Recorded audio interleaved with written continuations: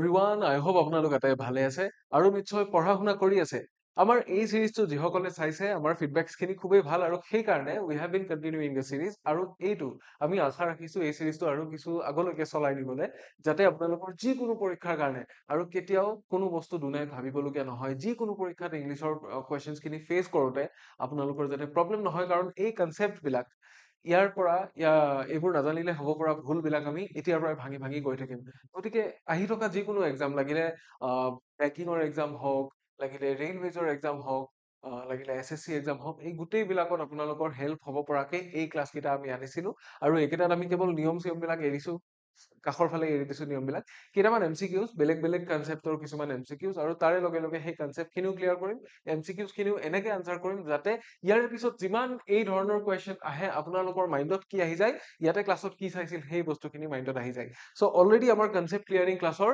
তিনিটা পাৰ্ট আমি আপলোড কৰিছো আজি 4 নম্বৰ পাৰ্ট লৈ পেলাই আহিছো আপোনালোকৰ ওচৰলৈ গতিকে আই হোপ আপোনালোকে ভিডিঅ'টো কাইণ্ডলি কনচেনট্ৰেট কৰি ধুনীয়াকে শেষলৈকে চাব যি কৰি আছিল আপোনালোকে ভিডিঅ'টো যদি চাবলৈ লৈছে ধুনীয়াকে মনোযোগ দি বহি লওক বহি আৰু কলম উলিয়াই লওক লাগিলে আৰু ইয়াৰে PDF টো আপোনালোকে পাই যাব তাৰ কাৰণেও চিন্তা কৰিব নালাগে এজ অফ নাও আপোনালোকে ধুনীয়াকে কনচেনট্ৰেট কৰি বহি যাওক 20-25 মিনিট সময় মোক দিয়ক আৰু এই 20-25 মিনিট সময়ত মই আপোনালোকক কেইটামান এনেকুৱা কনচেপ্ট দিম যিকেইটাৰ পৰা আপোনালোকৰ ভৱিষ্যতে হ'ব পৰা কিছুমান ভুল ভাঙি যাব গতিকে আহক পলম নকৰি আজি ভিডিঅ'টো আৰম্ভ কৰো আপোনালোক আটাইকে স্বাগতম জনাইছো ইকুহি পাঠৰ আন এটা ভিডিঅ'লৈ নমস্কাৰ মই ইমন আপোনালোকৰ ইংলিছ টিচাৰ আৰু আপোনালোকে চাই আছে কনচেপ্ট ক্লিয়াৰিং ক্লাছ ইয়াৰে আগতে আমি পাৰ্ট 3 লৈকে পঢ়িছো আৰু আজি পাৰ্ট 4 আমি আৰম্ভ কৰিবলৈ ওলাইছো আমি যাওঁ আহক প্ৰথম কুৱেশ্যনটো ফালে আজি আমাৰ যিটো আছে এই কুৱেশ্যনটোত কি দিয়া আছে hardly head the meeting started ঠিক আছে এনেকুৱা পেটাৰ্নৰ কুৱেশ্যন আমি আগতেও পাইছো যে hardly head the meeting started when several members began raising objections against the proposal ঠিক আছে আমাক কি কৰিব দিছে আমাক এটাই কাম কৰিব দিছে ইয়াতে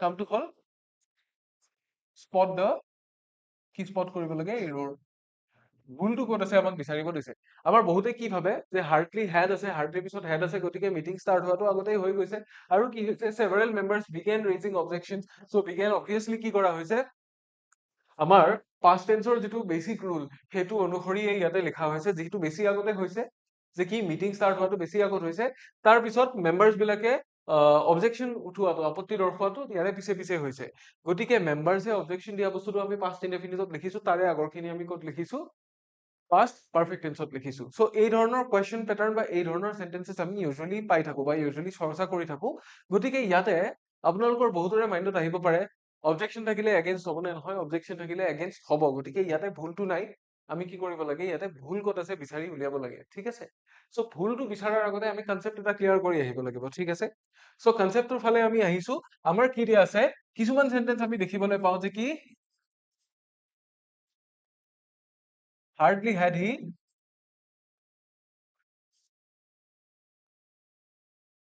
entered the room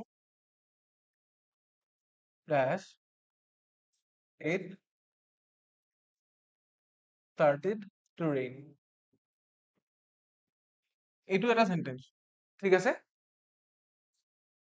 এইটো এটা সেন্টেন্স another sentence আমি চাম ইয়াতে another sentence আমি কি চাম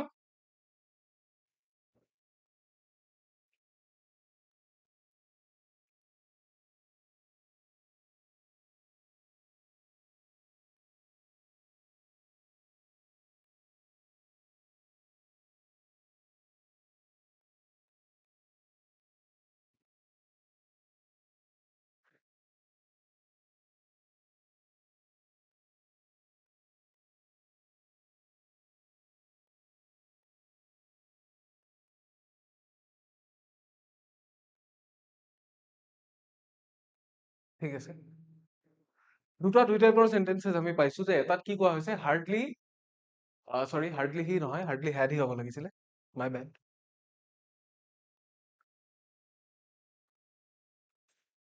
ওকে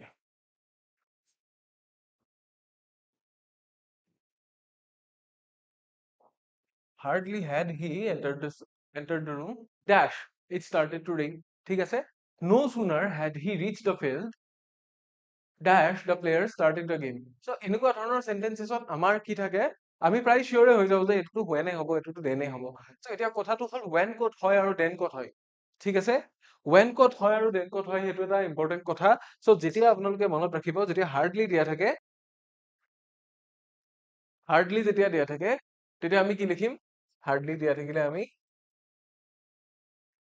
when লিখো। আৰু no sooner দিয়া থাকিলে আমি কি লিখো? no sooner দিয়া থাকিলে then লিখো। কিহৰ কাৰণে? হাৰ্ডলি মানে হয়, হাৰ্ডলিটো আগতে হোৱাই বুজাইছে, কিন্তু তাৰে কথাটো তাৰে অৰ্থটো এইটোৱে হ'ল যে হাৰ্ডলিৰ লগত ৱেনৰ পেয়াৰ এইকাৰণে হয় কাৰণ নো চুনাৰ থাকিলে চুনাৰটো এটা কি হয় কম্পেৰেটিভ ডিগ্ৰী আৰু সেইকাৰণে চুনাৰ অৰ লেটাৰ থাকিলে আমি ইফালে দেন লিখো। ঠিক আছে, গতিকে এই পেয়াৰ অফ ৱৰ্ডছটো আপোনালোকে মনত ৰাখিব যেতিয়া কি থাকে, যেতিয়া হাৰ্ডলি থাকিব তেতিয়া কি হ'ব? হাৰ্ডলি থাকিলে হ'ব ৱেন, আৰু যদিহে নো চুনাৰ দিয়া থাকে তেতিয়াহ'লে কৰিম আমি কি কৰিম? তেতিয়া দেন হ'ব। THEN নহয়, THAN, দেন। ঠিক আছে, দিন নহয়। গতিকে এইটো হ'ল ইয়াৰে আৰৰ বেচিক কনচেপ্ট। চ' এই কনচেপ্টটো লৈ পেলাই যদি আমি এমচিকিউটোৰ ফালে যাওঁ তেতিয়া আমি কি পাইছিলো? হাৰ্ডলি এটা meeting started when several members began raising objections, হয়নে? চ' ইয়াতে কি হ'ব? whenটো ঠিকে আছে নে নাই? whenটো ঠিকে আছে। চ' এই বাক্যটোত কি হ'ব? no error। ইয়াতে কোনো ধৰণৰ ভুল নাই তাৰমানে। ঠিক আছে, ইয়াতে ভুল নাই। এইটো আমাক ফচাবৰ কাৰণে দিছে, যাতে আমি কিবা ভুল আছে বুলি ভাবি পেলাই ৱেনৰ জাগাত দেন লিখি থৈ পেলাই আহো, আমি যাতে ভাবি থাকো যে দেন আছে বুলি। গতিকে সেইটো কৰিবৰ কাৰণে এই কুৱেশ্যনটো আমাক দিয়া হৈছিল। চ' এনেকুৱা ধৰণৰ কুৱেশ্যন প্ৰায় আহি থাকে, আপোনালোকে মন কৰিব। হাৰ্ডলি আৰু কিহৰ মাজত? নো চুনাৰ, এইকেইটাৰ মাজত আপোনালোকে কনফিউজ নহব। চ' এইটো আছিল আমাৰ আজিৰ ক্লাছটোৰ প্ৰথমটো কনচেপ্ট। আমি যাম নেক্সট কুৱেশ্যনৰ ফালে along with the new concept. ঠিক আছে, the number of applicants dash sorry the number of applicants appearing for the interview have increased significantly this year. ইয়াতে আমাক বিচাৰিব দিছে ক'ত ভুল আছে আৰু ক'ত নাই। ঠিক আছে, চ' ইয়াৰে আৰত এটা কি আছে? কনচেপ্ট এটা আছে, কনচেপ্টটোৰ ফালে আমি যাম। চ' এটা কথা চাওক, the number of applicants কি হৈ আছে? applicants প্লুৰেল নাম্বাৰ হয়। applicants টো সদায় মনত ৰাখিব, এইটো কি? এইটো প্লুৰেলে হয়, এইটো প্লুৰেলে হয়। চ' ইয়াৰে লগত ৰিলেটেড মই আৰু এটা চেন্টেন্স আপোনালোকক দিম যেতিয়া কনচেপ্টটো ডিছকাছ কৰিম। আৰু এটা চেন্টেন্স মই দিম ইয়াৰে লগত ৰিলেটেড বা ইয়াৰে নিচিনা। সেই চেন্টেন্সটো আৰু এইটো চেন্টেন্সৰ মাজৰ ডিফাৰেঞ্চিয়েচন যেতিয়া আপোনালোকে কৰিব পাৰিব তেতিয়া কি হৈ যাব? আমাৰ এই কনচেপ্টটো বুজা হৈ যাব। চ' appearing for the interview have increased significantly this year. চ' এই ইণ্টাৰভিউটোৰ কাৰণে যিমান ষ্টুডেণ্ট এপিয়াৰ হয় তাৰে সংখ্যাটো এইটো বছৰত কি হৈছে? গুৰুত্বপূৰ্ণভাৱে বৃদ্ধি পাইছে। গুৰুত্ব দিবলগীয়াকৈ গুৰুতৰভাৱে বৃদ্ধি পাইছে, তেনেকে কোৱা হৈছে। আৰু যদি চেন্টেন্সটোত ক'তো একো ভুল নাই তেতিয়াহ'লে কোনটো কৰিম আমি? তেতিয়া অপশ্যন ই যিটো নো এৰৰ বুলি দিয়া আছে আমি সেইটোৰ সৈতে যাম। কিন্তু প্ৰথমতে আমি এটা বস্তু বুজিলে ভাল। চ' আপোনালোকে এনেকুৱা বস্তুবিলাক পায়, ঠিক আছে, কনচেপ্টটো চাব। চ' আমি একেলগে দুটা চেন্টেন্স লিখিছো ইয়াতে।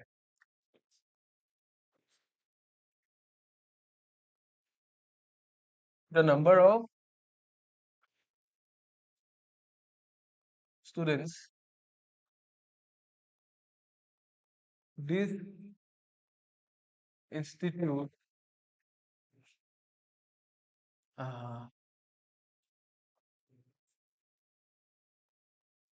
receives every year as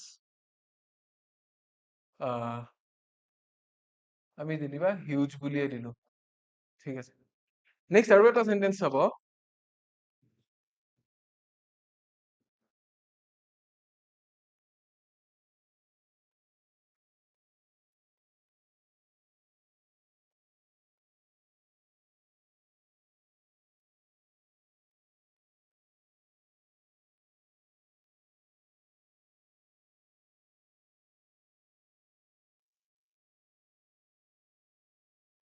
এতিয়া এই দুটা বাক্যৰ মাজত আমি ডিফাৰেঞ্চিয়েট কৰিব লাগে যে ইয়াতে ডিফাৰেন্সটো কি কি আছে। ফাৰ্ষ্ট চেন্টেন্সটোত কি লিখিছে?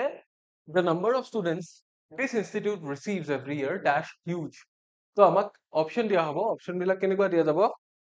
অপশ্যন সাধাৰণতে দিয়া নাযায়, যদি ফিলিং দ্য ব্লেংকছ হয় তেতিয়া অপশ্যন আহিব বোলে ইয়াতে ইজ আৰ, হয় নহয়, তাৰপিছত ৱেৰ, এনেকুৱা আহিব পাৰে।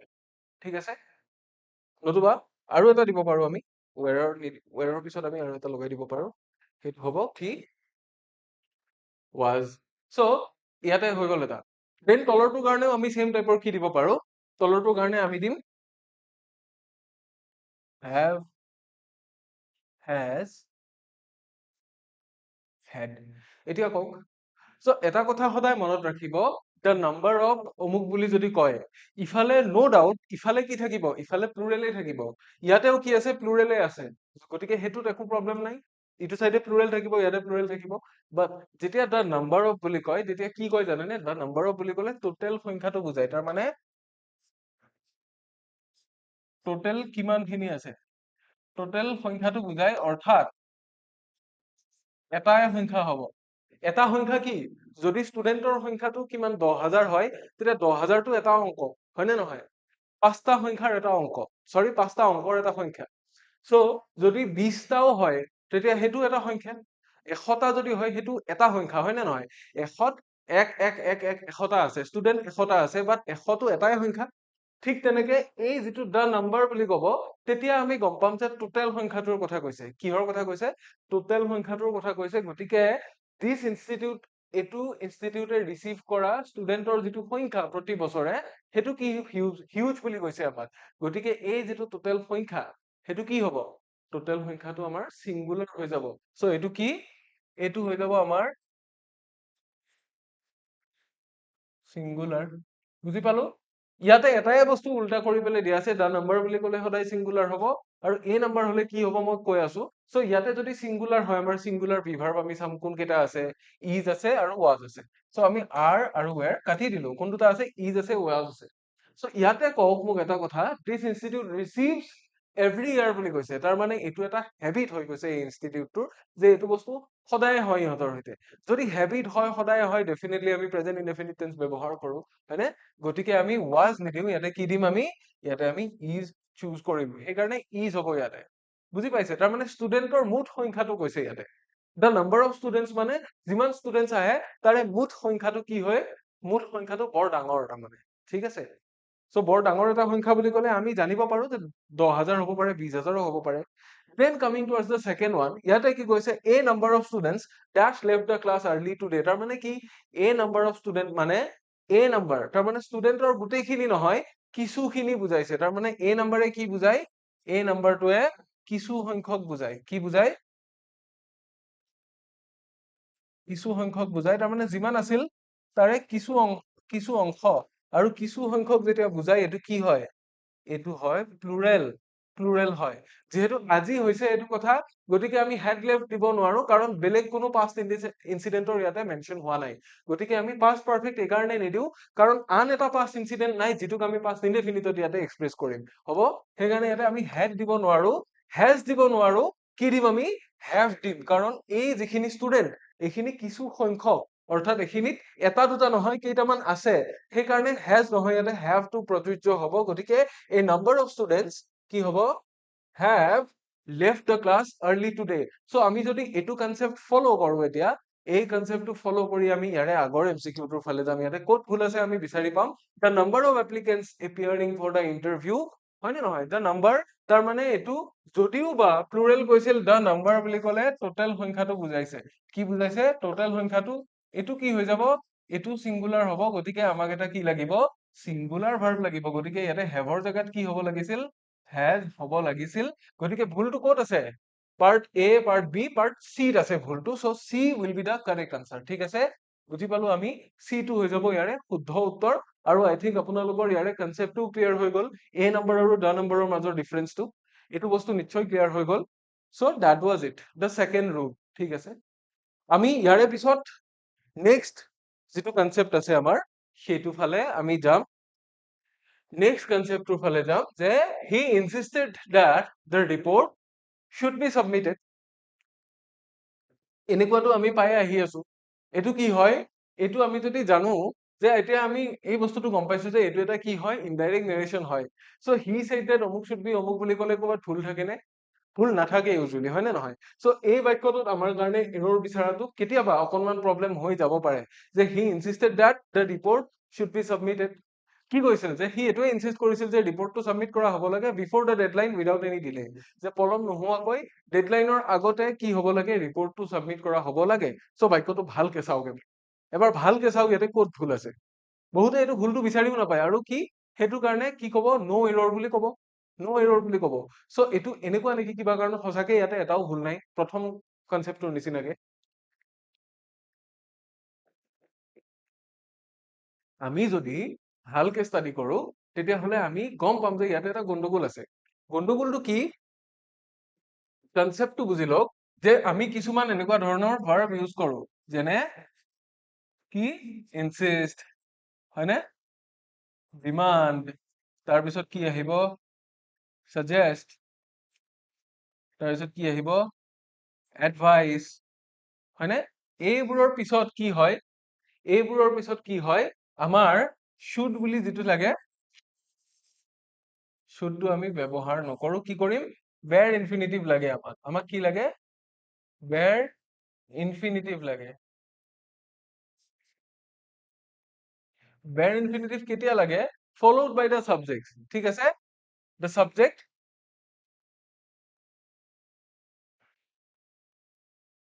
তাৰপিছত কি আহে বেৰ ইনফিনিটিভ আহে এই টাইপৰ সেন্টেন্সত। গতিকে যেতিয়া ইনসিস্টেড দ্যাট দিয়া থাকিব তেতিয়া আমি গম পাম যে ইয়াতে শুডটো নালাগে। শুডটো ক'ত আছিলে? ইয়াতে শুডটো নালাগে, আমি বেৰ ইনফিনিটিভ বহুৱাম ইয়াতে বি সাবমিটেড। তো বি সাবমিটেড নহয়, কি এইটো হ'ব।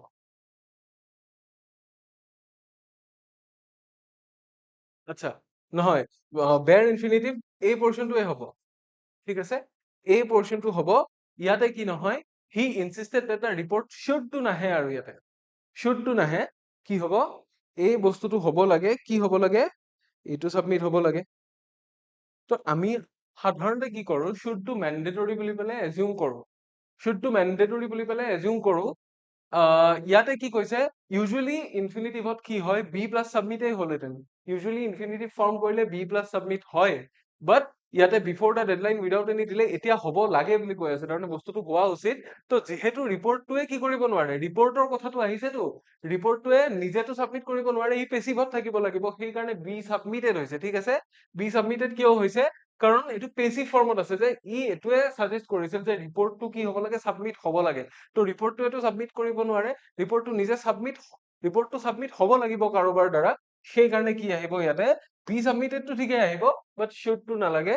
সো আমি গম পাই গলো পাৰ্ট বি টোত গণ্ডগোলটো আছে। ক'ত আছে? পাৰ্ট বিত আছে গণ্ডগোলটো। বাক্যটো হ'ব লাগিছিল হি insisted that the report be submitted before the deadline without any delay. So এনেকুৱা বাক্য কি থাকিব পাৰে? সাজেশন বা এডভাইস এইবিলাকৰ ক্ষেত্ৰতো থাকিব পাৰে। এতিয়া বি টো কিহৰ কাৰণে আহিলে ইয়াতে? বেৰ ইনফিনিটিভ আমি ৰাখিলো শুডটো নালাগে কাৰণে, কিন্তু চবতে ইনফিনিটিভ লাগিবনে? চবতে ইনফিনিটিভ নালাগে। আমি এনেকেও কৰিব পাৰো, the doctor suggested that he দিলে কি হ'ব? he should take বা he takes এনেকে আমি লিখো, কিন্তু ইয়াতে কি নালাগে, ইয়াতে takes বা কি বেলেগ ফৰ্মত নালাগে, takes নহয়, ইয়াতে take হ'ব। কি হ'ব? he takes some rest. ডক্তৰে তাৰ ৰেষ্ট লোৱা কামটোহে সাজেষ্ট কৰিছিল, সি যাতে ৰেষ্ট লয় সেইটো সাজেষ্ট কৰা নাছিল, সি ৰেষ্ট লয় বুলি সাজেষ্ট কৰা নাছিল, সি তাক ৰেষ্ট লোৱা কথাটো সাজেষ্ট কৰিছিল। গতিকে কি হ'ব? The doctor suggested that he take some rest. He should বা he takes এনেকুৱা নহয়, ঠিক আছে? ইয়াতে সেইটো বস্তু আমি ভুল কৰিব পাৰো, that he should এটা দিব পাৰো, নহলে মেইন ভাৰ্বটোৰ লগত s এটা লগাই দিব পাৰো, because he টো থাৰ্ড পাৰ্চন সিঙ্গুলাৰ নাম্বাৰ। বাট যেতিয়া suggest থাকিব, তাৰপিছত কি থাকিব ইনসিস্ট থাকিব, ডিমান্ড থাকিব, এডভাইস থাকিব, এনেকুৱা ধৰণৰ কিছুমান ভাৰ্ব আছে যিবোৰ থাকিলে আমি কি নকৰো, এই ধৰণে ভাৰ্বটোক পিছৰ যিটো ভাৰ্ব আছে সেইটোক আমি বেছি ফোৰ্স নিদিও, তাক নিজৰ ৰ ফৰ্মটোতে বা তাৰ যিটো বেৰ ফৰ্ম আছে সেইটোতে আমি তাক লিখি থৈ দিও, ঠিক আছে? এইটো কনসেপ্ট নিশ্চয় ক্লিয়াৰ হৈ গল। তো তাৰে পিছৰ কনসেপ্টটো ফালে আহিম। এবাৰ আমি আহিছো নেক্সট কোৱেশ্চনটো ফালে। The committee will look into the matter carefully and arrive to a conclusion after reviewing all facts. ঠিক আছে? all facts, all facts লিখিলে শুদ্ধ হ'বনে? শুদ্ধ হ'ব, তাতে একো প্ৰবলেম নাই। সো এতিয়া কথাটো হ'ল ইয়াতে ভুল ক'ত আছে? The committee will look, ভুল আছে নেকি? নাই। into the matter carefully and arrive to a conclusion after reviewing all facts. So all the facts বুলি বহুতে ভাবি পেলাই সেই পাৰ্টটোত এৰৰ মাৰি থব পাৰে। আমি কি কৰো? ৰিভিউইং all the facts, হয় নে নহয়? আমি তেনেকুৱা ধৰণৰ বস্তু এটা ভাবি পেলাই এই যিটো পাৰ্ট আছে অপচন ডি, এই পাৰ্টটো আমি টিক মাৰি থৈ পেলাই গুচি আহিম পৰীক্ষা হলত, হয়নে? এই পাৰ্টটো আমি টিক মাৰি থৈ গুচি আহিম। বাট এটা কথা চিন্তা কৰক, যেতিয়া আমি কৰবালৈ যাওঁ, ঠিক আছে, আমাৰ ডেষ্টিনেশ্যনটো গৈ নোপোৱালৈকে আমি কি কওঁ? we are going there, হয়নে? I am leaving for অমুক, I am going to Delhi, তেনেকুৱা কওঁ। বাট যেতিয়া গৈ পাওঁ, গৈ পোৱাৰ পিছত আমি কি কওঁ? গৈ পোৱাৰ পিছত সেই জেগাটোত এৰাইভ কৰি উঠি পেলাই আমি কি নকওঁ? আমি তাতে গৈ পেলাই এৰাইভ টু বুলি পেলাই আমি নকওঁ। চ' ইয়াতে কথাটো আহিব, বেচিকটো কি? প্ৰেপজিশ্যনৰ এটা কনচেপ্ট আছে ইয়াতে। প্ৰেপজিশ্যনৰ কনচেপ্টটো আছে যে যেতিয়া আমি কি লিখিম? এৰাইভ লিখিম, এৰাইভৰ পিছত আমি কি কৰিব নোৱাৰো? টু বা বাই এইবিলাক আমি লিখিব নোৱাৰো। এৰাইভৰ পিছত কি হ'ব? এৰাইভৰ পিছত হ'ব এট।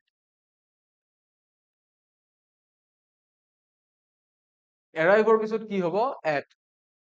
চ' সেইকাৰণে আমি এই ধৰণৰ চেন্টেন্সেছ বিলাক পাই থাকো যে আপোনালোকে কেতিয়াবা ক্ৰিকেটৰ বস্তু ফলো কৰিলে দেখিব Virat Kohli arrived at the Delhi airport. At কিয় কয়? এট এইকাৰণে কয় কাৰণ সেই জেগাটোত আহি পালে। সেই জেগাটোলৈ আহি নাপায় মানুহ, সেই জেগাটোত আহি পাই চিধা। সেই জেগাটো পালেহে আমি এৰাইভ লিখো। গতিকে সেই জেগাটোত আহি পাইছে, সেই জেগাটোলৈ এতিয়া আৰু গৈ থকা নাই। টু কেতিয়া হয়? টু যেতিয়া মুভমেন্ট হৈ থাকে, ঠিক আছে? টু কেতিয়া হয়? টুটো কেতিয়া হয়? যেতিয়া মুভমেন্ট হৈ থাকে। মুভমেন্ট অৰ ডিৰেকশ্যন। বাট যেতিয়া আহি পাইছে তেতিয়া কি? সেইটো already destination already. So' at আমি কেতিয়া লিখিম? যেতিয়া ডেষ্টিনেশ্যনৰ কথা লিখা যাব। ডেষ্টিনেশ্যন গৈ পালে আমি তাতে এট লিখিম। ঠিক আছে? ডেষ্টিনেশ্যন গৈ পালে আমি এট লিখিম। সেইটো কাৰণে ইয়াতে ভুলটো ক'ত আছে? একদম ভেৰি মাইনৰ টাইপৰ এটা ভুল। এৰাইভ টু নহয়, এৰাইভ এট। কনক্লুজনটো আমাৰ ডেষ্টিনেশ্যন আছিল ন? এটা সামৰণি, ভাল এটা সামৰণি বা ভাল এটা মীমাংসালৈ অহাটো আমাৰ এটা ডেষ্টিনেশ্যন আছিল। চ' আমি যেতিয়াই সেই ডেষ্টিনেশ্যনটো পালো, আমি কি কৰিম ইয়াতে? এট লিখিব লাগিব। চ' ভুলটো ক'ত আছে? পাৰ্ট চি টোত ভুল হৈ আছে। পাৰ্ট চি টোত আছে ভুল। ঠিক আছে? এইটো কনচেপ্টটো নিশ্চয় ক্লিয়াৰ হৈ গ'ল। এইটো কনচেপ্টটো আই হোপ আপোনালোকৰ ক্লিয়াৰ হৈ গ'ল, একো প্ৰব্লেম নাই। চ' এইবাৰ আমি ইয়াৰে পিছৰ কনচেপ্টটোৰ ফালে যাম। ঠিক আছে? চ' এইটো কনচেপ্ট অকণমান মন দিব দেই। আমি সাধাৰণতে কি পাই থাকো? ডিনাই, ৰিফিউজ এইবিলাক শব্দ ব্যৱহাৰ কৰি থাকো, বাট ইয়াৰে প্ৰপাৰ ইউজটো আমি নাজানো। ঠিক আছে? প্ৰপাৰ ইউজটো নাজানো। So' she denied to have any knowledge of the confidential documents leaked to the media. ইয়াতে ক'ৰবাত ভুল আছে নেকি? বেলেগ প্ৰেপজিশ্যনৰ ভুল আছে নেকি চাওক। of the confidential documents, knowledge of the confidential documents, knowledge of অমুক, knowledge of তমুক কয়। ভুল আছে নে? নাই, এইটো পাৰ্টত ভুল নাই। চ' leaked to the media, মিডিয়াৰ ওচৰত লিক হৈ গৈছিলে।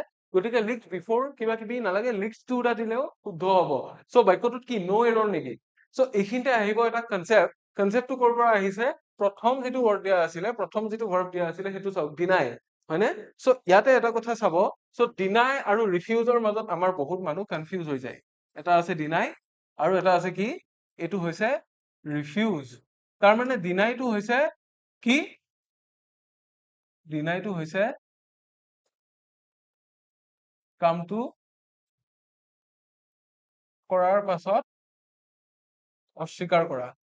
অস্বীকাৰ এই ধৰণে যে মই কৰা নাই বুলি কোৱা। ঠিক আছে?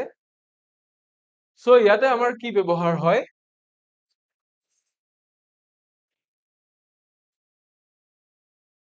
ডিনাইড টুৰ সলনি আমি কি লিখিম? ডিনাইড, মই অলপ ইজি কৰি দিব বিচাৰিছো। ডিনাইড টু ডু, দিয়াৰ সলনি আমি কি লিখিম? ডিনাইড ডুইং বা ডিনাইড হেভিং ডান, এনেকে আমি লিখিম। ঠিক আছে? ইয়াৰ পিছত কি আহিব? এইটো টু ডুটো নাহে, তাৰমানে ইয়াতে ইনফিনিটিভ নাহে, ইয়াতে জেৰাণ্ড আহিব। ইনফিনিটিভ নাহে, কাৰণ ইনফিনিটিভ আৰু জেৰাণ্ডৰ কনচেপ্ট কেইটা আপোনালোকে অলৰেডি গমেই পাইছে। ইনফিনিটিভ নাহে, ইয়াতে কি আহিব? জেৰাণ্ড আহিব। জেৰাণ্ড আহিব। ঠিক আছে? চ' এইটো পাৰ্টত আমি গম পালো যে কামটো কৰাৰ পাছত যেতিয়া অস্বীকাৰ কৰে, সেইটোত আমি কি লিখো? ডিনাই লিখো। কামটো ৰিফিউজ হ'ল কামটো কৰিবলৈ অমান্তি হোৱা। গতিকে ইয়াতে ইনফিনিটিভ আহিব। কামটো কৰিবলৈ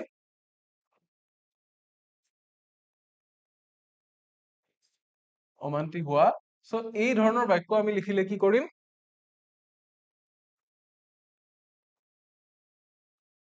He refused to play the match. মানে সি মেটচখন খেলিবলে কি কৰিলে অমান্তি হল ঠিক আছে সো ইয়াতে আমি কি দেখিছো ইয়াতে আমি দেখিছো যে ইয়াতে কিন্তু আমি ইনফিনিটিভ ব্যৱহাৰ কৰিব পাৰিছো কি ব্যৱহাৰ কৰিব পাৰিছো ইনফিনিটিভ ব্যৱহাৰ কৰিব পাৰিছো and this one is absolutely correct he refused to play the match কিন্তু she denied to steal the money হ'ব নোৱাৰে she denied কি হ'ব লাগিব stealing the money হ'ব লাগিব বা she denied having stolen the money হ'ব লাগিব ঠিক আছে তেনেকুৱা হ'ব লাগিব গতিকে এই কনসেপ্টটো যদি আমি ফলো কৰো ইয়াতে she denied to have any knowledge নহয় কি হ'ব she denied having হ'ব লাগিছিলে যেটো কারেক্ট হলহেতেন ইয়াতে she denied having any knowledge of the confidential documents leaked to the media ঠিক আছে গতিকে গন্ডগোলটো আমি ক'ত পালো পার্ট বি টুত গন্ডগোল আছে পার্ট বি টুত গন্ডগোল আছে ইয়াতে কি লাগিব gerund instead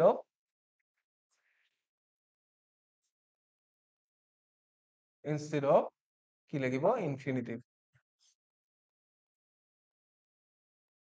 ইনফিনিটিভৰ সলনি আমাক ইয়াতে জেৰান লাগিব সো হৈ গল কনসেপ্টটো ক্লিয়াৰ আই থিংক এইখিনিত ক্লিয়াৰ হৈছে আপোনালোকৰ যিখিনি বস্তু আমি পঢ়িলো সো এইকেইটা আছিল আজিৰ আমাৰ ক্লাছৰ কনসেপ্ট ডিনাই আৰু ৰিফিউজৰ মাজৰ ডিফাৰেন্সটো আমি গম পালো সৰু সৰু মাইনৰ প্ৰেপজিশন যত ক'ত আমাৰ ভুল হয় গম পালো আৰু বাকি কনসেপ্ট খিনিও আমি গম পালো গতিকে আই হোপ আপোনালোকে ভাল পালে যদি ভাল পালে তেতিয়া খুবেই ভাল এতিয়া আছে এটি বিশেষ ঘোষণা আপোনালোক আটাইৰে কাৰণে সো আপোনালোক যিসকলে আমাৰ পেইড কোৰ্স বিচাৰি আছে পেইড কোৰ্সত আমি বিভিন্ন বস্তু পঢ়ুৱাই আছো পেইড কোৰ্স আমাৰ চলিয়ে থাকে গোটেই বছৰটোত বিভিন্ন এক্সামৰ কাৰণে সো আমি নতুনকে লঞ্চ কৰা কোৰ্সসমূহৰ ভিতৰত হাই ডিমান্ডত থকা কোর্সটো হৈছে ADRE 3.0 ফাউন্ডেশন বেচ যিটোত এজ অফ নাও কিবা কিবি অফাৰো লাগি আছে গতিকে আপোনালোকে যদিহে ইন্টাৰেষ্টেড হয় এই বেচটো ল'ব পাৰে এনেকুৱা নহয় যে আপোনালোকে কেৱল ADRE দিলেহে এইটো বেচ পাব এইটো বেচ লৈ পেলাই আপোনালোকে যিকোনো এক্সামৰ কাৰণে ট্ৰাই কৰিব পাৰে কাৰণ ADRE হাই ষ্টেণ্ডাৰ্ডটো কি হৈ গৈছে হাই হৈ গৈছে বৰ্তমানৰ কাৰণে বেলেগ বেলেগ কোৰ্সো আছে বাট ADRE টোৰ কাৰণে মই কৈছো যদি আপোনালোকে বিচাৰে this is a high time কাৰণ ADRE ৰ কাৰণে পঢ়া শুনা অলৰেডি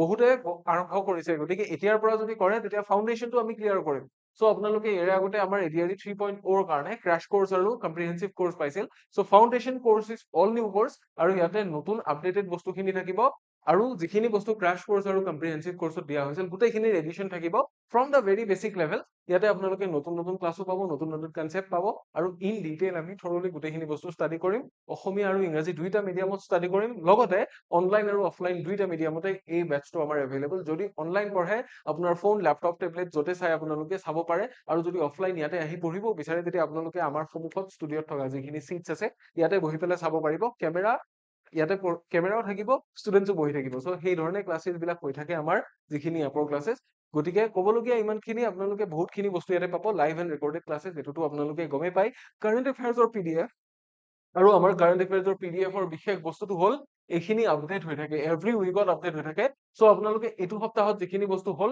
এই উইকেণ্ডত সেই গোটেইখিনি থকা PDF টো লাভ কৰিব লগতে 10টা ফুল লেংথ মক টেষ্ট এটো মোস্ট ইন্টাৰেষ্টিং ফ্যাক্ট কাৰণ পৰীক্ষালে যোৱাৰ আগতে আপোনালোকে পৰীক্ষাৰ পেপাৰখনৰ নিচিনা 10খন পেপাৰ অলৰেডি এটেম্প কৰিবলৈ যাব সো পৰীক্ষাৰ পেপাৰখন আপোনালোকৰ কি হ'ব 11 নম্বৰখন পেপাৰ হ'ব আৰু ভাষণৰ কৰ্ণপথে কৰেখৰ বুলিতো জানে আপোনালোকে মই আৰু বেলেগকে এক্সপ্লেইন কৰিবলৈ নাযাও সো 150 প্লাস লেকচাৰ্স থাকিব আৰু গোটেই লেকচাৰ্স বিলাকৰ PDF স্টাডি মেটেৰিয়েল হিচাপে আপোনালোকে লাভ কৰিব লগতে আমি সলভ কৰিম প্ৰিভিয়াস ইয়াৰ কোৱেশ্চন পেপাৰ্স গতিকে ইন্টাৰেষ্টেড মানুহখিনিয়ে এইটো কোৰ্স সোনকালে এনৰোল কৰাব পাৰে আৰু লগতে জনাও যিখিনি মোৰ ষ্টুডেন্ট আছে মোৰ ষ্টুডেন্ট খিনিৰ কাৰণে এটা ভাল খবৰ আছে যে আপোনালোকে মোৰ কুপন কোডটো ইউজ কৰি পেলাই যিকোনো পেইড কোৰ্সত 10% ডিসকাউন্ট পাব পাৰে 10% নট আপ টু 10% ইয়াতে ফ্ল্যাট 10% ডিসকাউন্ট পাব বাই ইউজিং দ্য কোড IK10 কি code IK10 so I for Imon K for Kalyan এটো হৈছে মোৰ ট্যাগ সো ইমন কল্যাণৰ কাৰণে কি মোৰ যিখিনি ষ্টুডেন্টস আছে আপোনালোকে মোৰ থ্ৰুৰে এই ট্যাগটো ব্যৱহাৰ কৰি IK10 ট্যাগটো ব্যৱহাৰ কৰি বা এইটো কুপন কোড ব্যৱহাৰ কৰি যিকোনো কোৰ্সত 10% ডিসকাউন্ট ইনস্ট্যান্টলি পাব পাৰে গতিকে ক'বলগীয়া এইখিনিয়ে আই হোপ আপোনালোকে সেশনটো এনজয় কৰিলে যদি ভাল লাগিল কাইন্ডলি শেয়াৰ কৰিব ভাল পাইছে যদি ভিডিওটো লাইক কৰিব বা কমেন্ট সেকশনত আমাক জনাব আমাৰ সেশন কিটা কেনেকুৱা লাগি আছে এন্ড প্ৰথমবাৰৰ কাৰণে আৰু শেষৰবাৰৰ কাৰণে মই আকৌ কৈছো যে যদিহে আমাৰ চেনেলৰ কন্টেন্ট খিনি আপোনালোকে ভাল পায় বা আজি যদি প্ৰথমবাৰ আমাৰ ভিডিওসমূহ চাইছে আৰু যদি ভাল বুলি ভাবিছে কাইন্ডলি চেনেলটো সাবস্ক্ৰাইব কৰি দিবলৈ নাপাহৰিব সো আজিলৈ ইমানেই ইয়াৰে পিছৰ ক্লাছত কনসেপ্ট ক্লিয়াৰিং ক্লাছৰ নেক্সট পাৰ্টটো লৈ আপোনালোকৰ ওচৰলৈ আহিম আৰু আপোনালোক আটাইকে পুনৰ লগ পাম বুলি আশা ৰাখিছো আজিলৈ ইমানতে এৰিছো until next time take care